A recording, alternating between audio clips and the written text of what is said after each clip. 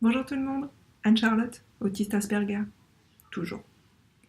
Je voudrais faire une vidéo très courte aujourd'hui, une vidéo à propos de la sémantique. La sémantique qui tourne autour du handicap.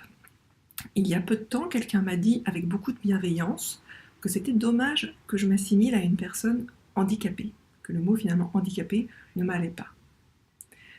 C'était pas méchant du tout à la base. Et je voudrais donc revenir vite fait sur la définition véritable du handicap. J'ai un pense-bête. Donc, constitue un handicap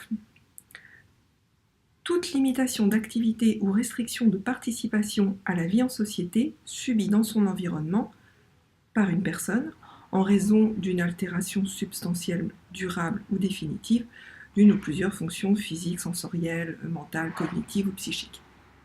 Ok, ça c'est la définition du handicap.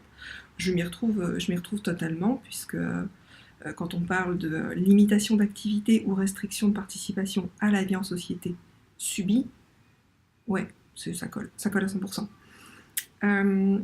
Ça m'a fait réfléchir, je me suis demandé pourquoi est-ce que quelque part on voulait pas vraiment parler de handicap, de handicapé, pas dire que c'était un gros mot, mais ça fait partie des choses où on n'a pas envie de dire que la personne est forcément handicapée. Je l'ai ressenti comme ça. Je rappelle que mes propos n'engagent que moi, mon avis, mon opinion, mon handicap. Je respecte absolument tout ce que les autres penseront. Alors on pourrait penser que justement ne pas utiliser cette étiquette, cet adjectif handicapé, ça pourrait permettre d'arrêter d'exclure. Voilà, on ne dit pas que tu es handicapé, comme ça tu es comme tout le monde, voilà. On ne s'étend pas là-dessus. Ok, très bien. Mais uniformiser tout ça, uniformiser le langage, les gens, uniformiser, ce n'est pas intégrer. La différence, elle est là, elle existe, elle fait partie du paysage. Voilà, on n'est pas obligé de tout lisser, de tout uniformiser. Chacun a ses particularités, il faut les prendre en compte. Voilà, il y a peut-être des ajustements à faire, effectivement, dans la société. Mais en tout cas, uniformiser, ce n'est pas intégrer. Et surtout, quelque part, nier l'adjectif handicapé, c'est aussi nier ce qui s'y rapporte. Ça va être les difficultés, ça va être la souffrance. Là, le bruit que vous entendez, c'est mon chien qui gratte son panier. Chut. Ça va être donc nier les différences, la souffrance, les efforts faits quotidiennement justement pour pallier à ce qui était dit dans la définition tout à l'heure, c'est-à-dire pallier à la restriction de participation, à la limitation des activités en société, ça demande énormément d'efforts. Donc on nie les différences, on nie la fatigue, les souffrances, les efforts. Et ça, c'est pas intégré du tout. Ça, c'est continuer à exclure. Ça partait d'un très bon sentiment, ce que la personne m'a dit. Ça partait de quelque chose de très gentil. Mais les mots sont importants.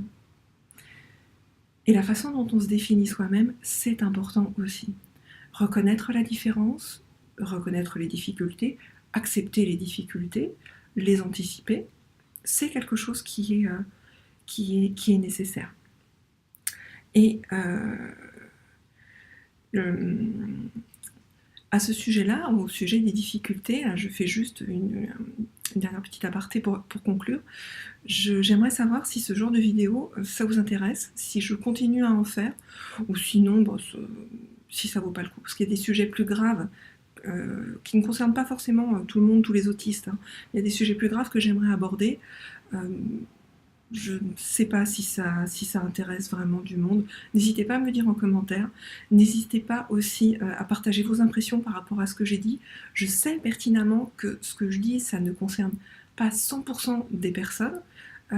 Au contraire, moi ce que je voudrais, c'est nourrir le débat, qu'on en parle, et puis qu'on en parle de plus en plus surtout. C'est important. Et rappelez-vous, les mots sont importants.